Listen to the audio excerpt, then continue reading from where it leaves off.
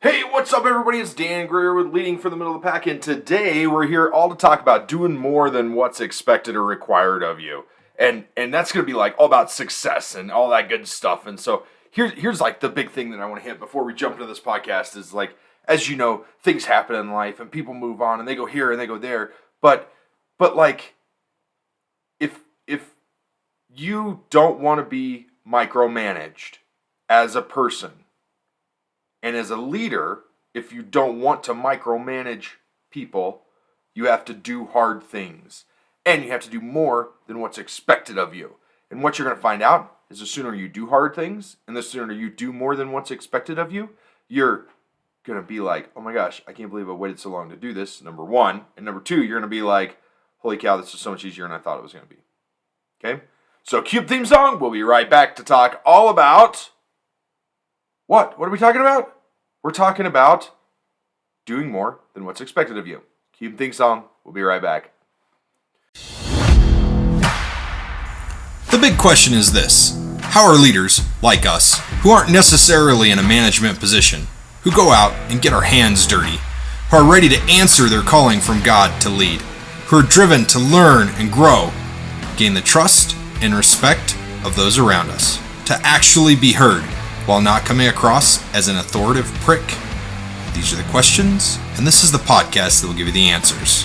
Hi, my name is Dan Greer, and welcome to Leading from the Middle of the Pack. Sweet! So glad you guys are still here. It's super awesome today. I'm actually down in my office this morning. It's a little bit dark. Sorry about the lights. It's just kind of crazy down here. But check out, if I move the right way, check out what's behind me. We got our Docs affirmation. I'm going to tell you what, if you guys want that to put on your phone, it's a manifesto, okay? What a manifesto is it's like what you are, what you do, you know, and I could totally read it all to you, and we'll do a whole podcast on manifestos here in the near future. Actually, let me make a note on that. I'm making a note, guys. Because I think that having a manifesto for your tribe is huge. It's huge. But today we're not going to be talking about that. Today we're going to be talking about doing more than what's expected of you. So anyways, if you want that manifesto, shoot me a text. Give me an email. Reach out to me with a DM. I will get it to where you can have it as a screen on your phone, or you can print it out. Just let me know. My team will get it over to you. Actually, we may even just create a funnel where you can go get it yourself. No big deal. That way you can see what it is and you can have that manifesto and it's all yours and you can like use it, dissect it, do whatever you want to with it. Sweet. So today we're going to be chatting all about doing more than what's expected of you and why it's so important to do more than what's expected of you and why you need to like over deliver with everything that you do. So first off, like I want to say one thing, and that's if you always do more than what's expected of you, then you will always be ahead in life. Always. Everybody will love you. You will be marching forward at like crazy speed and you're going to be unstoppable because you're doing more than what's expected of you. And there's somebody out there right now that's like, Dan, that's a lot of work. Well, no crap, it's a lot of work, right? It's not supposed to be easy. Did you hear that? It's not supposed to be easy. But it's worth every second of what you do. Whenever you do more than what's expected of you, guess what? You excel through life. You excel through everything that happens. And as a leader and as an employee, and we're all employees, even me, the founder of a company, I'm an employee of all of my clients, believe it or not. Now, like I don't like go to work for them at their office, like loading beer on trucks or packing Coke into a truck or sacking grain anymore. You know, probably used to do all those things, but like, you know what I mean? Like, I'm saying that like we're still an employee of them. Our job is still to serve them. And as an employee, it's your job to make the company look phenomenally awesome. That's what you're paid to do, right? And the sooner you realize that, the sooner you're going to be the best employee ever. So if you're working for somebody and you're not a founder and you're listening to this, which there's a ton of people that are, and I love that. And if you're not the CEO, man, or you're not the owner of the company, that's awesome. Stay here, stay listening. This is 100% for you. But you got to realize that like the reason you're hired is to make the company look good. That's the whole reason you're hired. And if you're the founder, the whole reason you hire people is to make the company look good. Right? So what happens when you make the company look good and you do more than what's expected of you? You get rewarded. Right? So by doing more than what's expected of you, you're going to get rewarded 100%. tenfold all the time. So I got to tell you this little story, okay? So I asked this one person who works for me, and I was like, hey, would you go through and put these things on these bills? I just got done with this class. I need to get time out of these bills. I'm driving home. I can't do it while I'm driving. I'm not going to do it while I'm driving, right? Period. I'm super safe with what I do. And they go, yeah, I can totally do that. Well, things happen. That person's no longer with us. It's no big deal, right? It's actually a good thing. It's good both ways. They're happier where they're at. We're happier there where they are now. Like, it's not a bad thing, okay? But I was going back in. I was checking a few things because we'd had a few concerns come up after they were no longer with us. And I'm checking this bill and I'm like, you added it to a bill that had already been sent out. No wonder they didn't pay it. They didn't know it was there. It didn't resend it once you added it to it. And then I was like, you need to add 2 to it for these people and 1 for this one. And 1 never got added. And the other one, she only added 1 to it. And it's like, are you like take notes. Do more than what's expected of you. Ask questions. Don't be like, yeah, I got this. And then screw it up. Ask questions and take notes. That's a whole nother podcast. I swear, that's a whole nother video. Is taking notes so that you can actually do what you're supposed to do when you're supposed to do it. And taking notes is huge and it's immense. But today we're going to be talking all about doing more than what's expected of you. And part of that is going to be taking notes, right? That way you don't screw up. That way you don't mess up. That way you do it right the first time.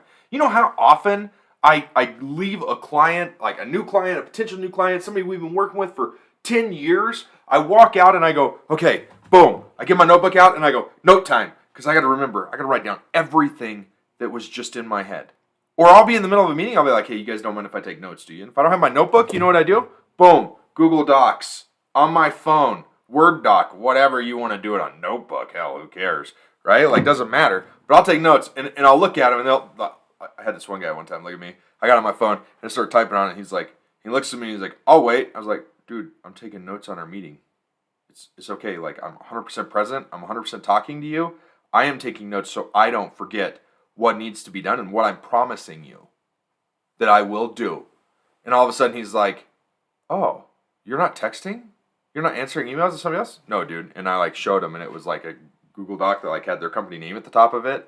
And they were like, oh, well, their whole demeanor changed. They thought I was being this rude, arrogant ass. So when you get your phone out, everybody assumes you're going to be rude. So make sure that if you're taking notes on your phone, that you be like, dude, I'm just going to take notes of this meeting. And you'll stop all that awkwardness, okay? But that's doing more than what's expected of you.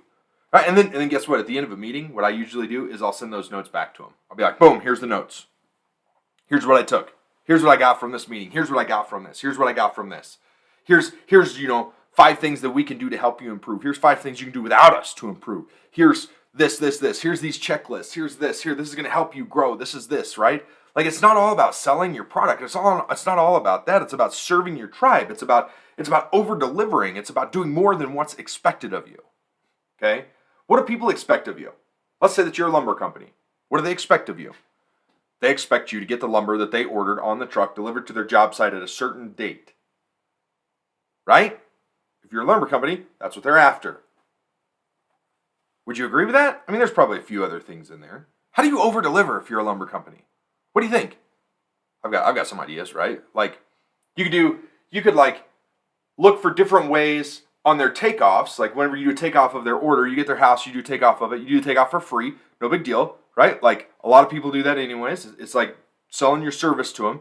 But then you have suggested upgrades on that takeoff to help them understand that, yeah, hey, for 2 cents a board foot more, you can get this type of lumber, which is 5x better than what you've already got. For 5 cents less, you could downgrade to this lumber, and we've had 0 issues with it so far. You can get this door for this price right now because it's on sale. You can be like, hey, here's this checklist to help you get through all this, and that way you make sure it's right. You can be like, hey, here's a list of subs that you could use that work really good in our area. What area are you in? Oh, perfect. This is matched to this area. This is matched to this area. This is matched to this area. You guys picking this up? That's how you do more than what's expected of you, right? If you're paid to work from 8 to 5 and you've got a cell phone that comes from your company and it rings at 8 o'clock at night, answer it. Maybe not answer it. Look at it and shoot a text back. Be like, dude, is it important? And they'll be like, Yeah, pulled over at a port of entry. Need help now. Sweet. I'll call you. Call him in like the next 15 minutes. Or if you can't do it, be like, hey, dude, boss man, can you call this guy? He's pulled over to port and he needs help. I can't take the call right now. That's doing more than what's expected of you. Okay? That's over delivering. And so many times people don't over deliver because it's not that they're not smart, because they are smart people, but it's they don't understand how much over delivering brings. They don't understand that like over delivering is going to change the world for their client, for them. They don't get it because people only think about themselves. We are probably the world's worst at thinking about ourselves. So hold on, I just finished this book. Like I just read it literally yesterday. I just finished it. Outwitting the Devil by Napoleon Hill. I'm going to let the video catch up for a second. If you have not read this book, you need to read this book. I know, Dan's like a library. He gives away certain books. He does things like that. This book is freaking awesome. And it talks about doing more than what's expected of you. If you read between the lines, in here, Napoleon Hill says that like 2% of the world is driven. 98% of the world are drifters, something to those effects. And what a drifter is somebody who drifts through life without aim, without purpose. And he calls it definiteness of purpose. And we've talked about this before, right? But then he also gets into how the 2% that are driven do more than what's expected of them. They don't just go, oh, I'm supposed to fix this engine? Okay, engine's fixed. They go, oh yeah, I'm supposed to fix this engine? You got it, engine's fixed. It's washed, it's cleaned. I even did an overhead on it for you for free because I already had the valve covers off. They did more than what was expected of them. So let me ask you a question. I'm going to put this book back while I ask this question. Okay? So let me ask you a question. Who do you want to work with more? Who do you want to hire? Do you want to hire somebody who, oh man, Alex Hermosa uses this one and I love it a lot. It's such a great one. It talks about over-delivering, right? So would you hire the plastic surgeon who let's just say that you've got to get a nose job done. Like, don't get me wrong. Let's just, whatever. I'm ugly. I could have a whole bunch of work done to me and make me pretty, but I'm not going to, right? Well, not yet, at least. I'm not that vain. I don't need it, right? I'm designed the way I am. Vain's not the right word, but sorry. I didn't mean to like come across wrong. Back to the point. My point is like, if I go in and I'm looking for somebody who, Let's change. Let's go to babysitters, okay? We're going to talk about doing more than what's expected of you. Let's say that I go in and I am looking for a babysitter to babysit my kids. All right? My wife and I want to go out on a date. Happens once in a while. It's awesome. We love it, okay? And there's babysitter A says that they're going to come in, babysit our kids for $20 an hour, whatever. $20 a night. They work for 3 hours, whatever. They're making $50. I don't know. Don't ask me. They're going to do it for $20 a night. They make $20 for the night. They're going to babysit our kids. That's it. That's their thing. That's their business. Are they doing more than what's expected of them? No. They're doing what is expected of them. Making sure my kids don't die or kill each other while I'm gone. Right? Like, if something happens, they're going to call me. My kids are old enough to be, they don't have to have babysitters. But my point is like, that person's not doing more than what's expected of them.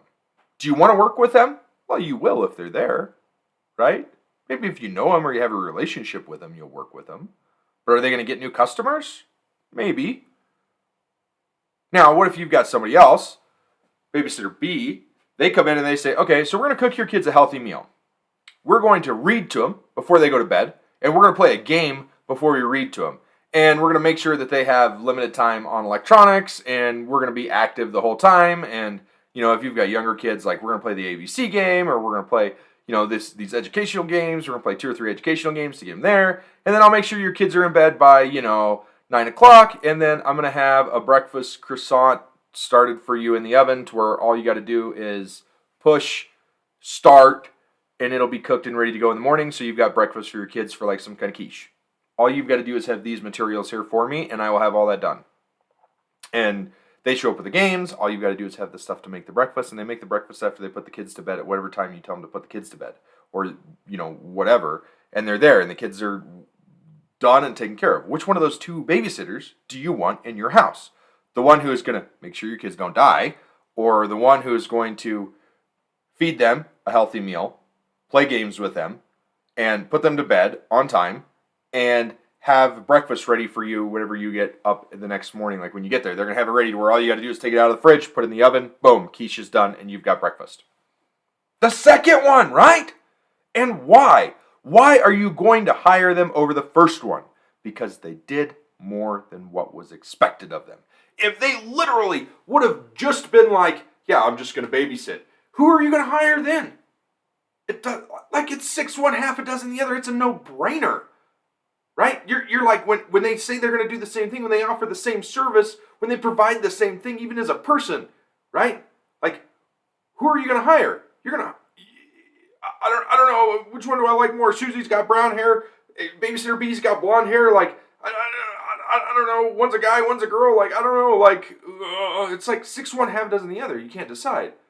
But once babysitter B comes in and says, I'm going to do all these other things, and they do them, you're actually willing to pay that person, like, I wouldn't pay her or him $20 to babysit. I would pay him like $100 to babysit because the kids are taken care of. They cooked dinner. I didn't have to take care of that as well. The kids got games and education. They got learned. I'm willing to pay this person twice as much as I am this person. Babysitter B, because they do more, is worth twice as much as babysitter A. Now, some people don't think that way. They look at it and they go, oh, I get away with paying him $20.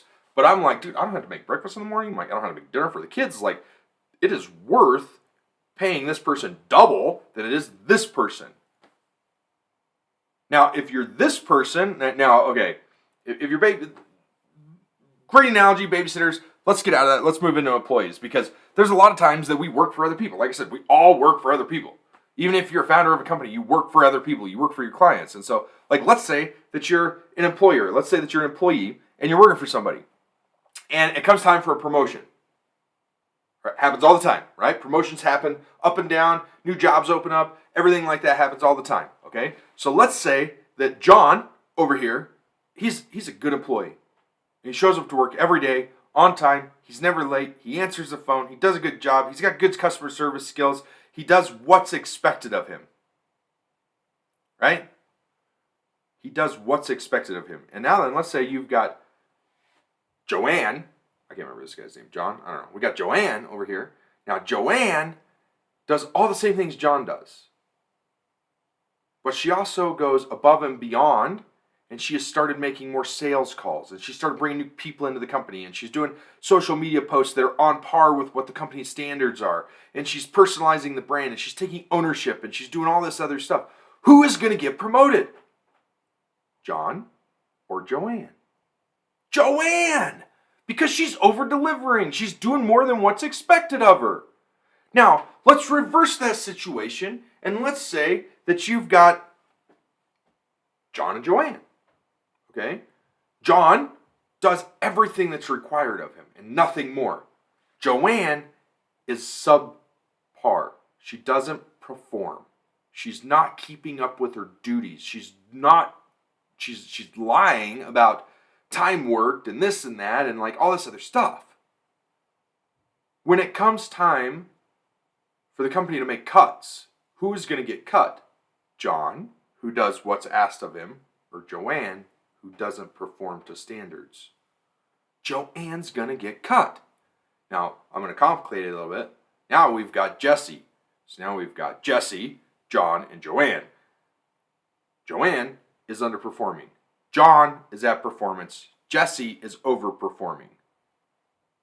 What's going to happen in a year when the company is sitting here and they're like, man, Jesse can handle more because he's killing it and he's overperforming. John is like right here. He's doing okay. He's not doing more than what's expected of him. He's not over-delivering. He's like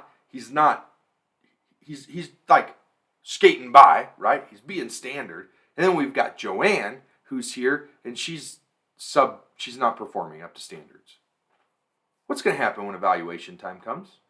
Joanne's going to get pissed because she got evaluated and she might even got a pay cut because she's sucking it up. Right? Maybe really good at certain parts of her job, but she's not good at every part of her job. So she's subpar. Then we got John over here. John's mediocre. He takes care of everything. He gets it all done, but he's not going above and beyond. He may get like a 50 cent an hour raise. I heard something the other day. Somebody like pissed and moaned about 50 cents an hour. Are you kidding me? Be happy with whatever you get. Like, seriously. Think about what you're actually bringing into the company and what it costs the company to have you. Like, don't complain about any raise that you get, period. Be grateful. Okay?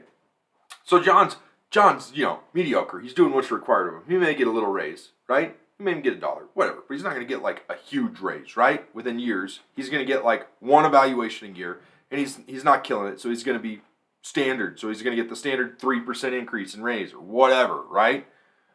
And then you've got Jesse.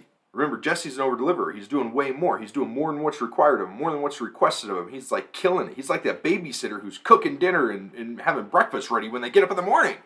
Right? All you gotta do is throw it in the oven. What do you think is gonna happen to Jesse? Jesse's gonna get a huge raise. He's gonna get multiple raises throughout the year because they're gonna see that he's overperforming, he's over-delivering. He's doing more than what's expected of him. And as an employee, and we're all employees, we all work for other people. Even me, like a founder, I work for my clients. I've said it a million times. I'm going to continue to say it, right? But like, what do you think happens? If I over-deliver, what happens to me as an employer and a founder? As a company owner, somebody who's running the company, what do you think happens? Do you think that company is like, oh yeah, Eclipse DOT, they suck. I'd never use them again. No, they're ecstatic. They talk good about us to everybody else. Because they're like, oh man, these guys are killing it. They're knocking it out of the park. They got us taken care of. They did this and this and this and this and this. And it was like awesome. And it was like no time and it was no effort and it was beautiful. Right?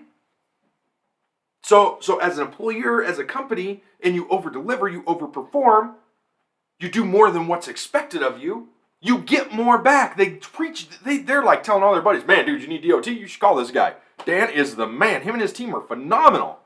Right? That's like all you hear about us. You go and check us out on Google, there's one negative review. You want to know why that negative review exists? I'll be like 100% honest. Because the dude went in and screwed with our process. We had a process, and he convoluted it in the middle of it and went and talked to the government in the middle of all this process and screwed it up. And then I made some gun pay his bill. And it wasn't even a big bill. It was like $300 or $400, and he was pissed off. And that's because I was out $400 for the bill, not in my time. I didn't even charge him for time. That's what I had to pay the government to fix the crap that he screwed up. Right? That's the one negative review that we have. Now, I'm not saying go give us a bunch of negative reviews because I don't want any more. Right? But that's like the one negative review we had. Somebody who I made pay their bill because I was out that money. That's it. Right? We over-deliver. We go up to that next step. We're that Jesse of the last example. We're that babysitter that's having you breakfast quiche in the oven ready to go in the morning. All you got to do is pull it out of the fridge, throw it in the oven, and you got breakfast for the kids, right? That's us. That's who you want to be. Now, if you're that person who does what's expected of you, if you're that company who does what's expected of you, what do you think is going to happen? Do you think that your clients are going to brag on you? Do you think they're going to be like, these guys are the bomb diggity. They take care of us. No, they're going to be like, yeah, dude, they take care of us. We've never had a problem. And what do you think if you're the Joanne of the last example, you underperform? What do you think? What do you think your clients are going to do? You show up with the wrong lumber on their job site. You order the wrong door. You go to the wrong well site to dig a well. You're always late. You drop gravel off or show up with the wrong load of gravel if you're a dump truck driver. Right? You show up to install electricity at the wrong address or you show up 2 days late. What do you think they're going to think of you? Do you think they're going to be like, oh man, I use these guys for everything? No! Not even close. They're going to be like, man, these guys suck. I wouldn't recommend them to anybody. I guarantee you have companies you've worked with that you wouldn't recommend to anybody simply because their standards were subpar. So why are we any different as people? Why are we any different as employees? Why are we any different in our relationships? Why are we any different in any aspect of our lives? So what I want to do today is I just want to pause for a second. I'm going to wrap this up here in just a second, but I want to pause for a second. And I want you to think about how you can not only over-deliver, but do more than what's expected of you in every aspect of your life. From your relationships, to your friendships, to your networking, to business, to life, to church, to your relationship with God, right? How can you do more than what's expected of you? Because those are the people that are rewarded. Those are the people that excel. The other people sit there and make excuses for everything in their life, which we need to totally do a podcast on extreme ownership as well. And I know that I did one a little bit on ownership, but like I need to get really deep into extreme ownership with one. But like my point is like if you do more than what's expected of you, you're guaranteed to excel. Then when you make a mistake, what happens? If you do more than what's expected of you and you make a mistake, because we all make mistakes, what happens? You're more likely to forgive. As long as it's not like a detrimental mistake, right? Like if you're the babysitter that does a whole bunch of stuff and you mess up and like read the wrong book to the kids, as long as it's not like a dirty book with romantic scenes in it, they're going to be like, oh yeah, we just don't read that book in our house. And it's not going to be a problem. You go, oh, I'm so sorry. If you guys give me an approved list of books, I'll make sure I bring the right one next time. No problem. Right? We've fixed it. They're not going to be upset. Now, if you go and you're reading like a dirty magazine to the kids, it might be a whole different story. Right? That's a pretty major mistake. But I think you guys get my point, okay? Right? You guys getting this? Does this make sense?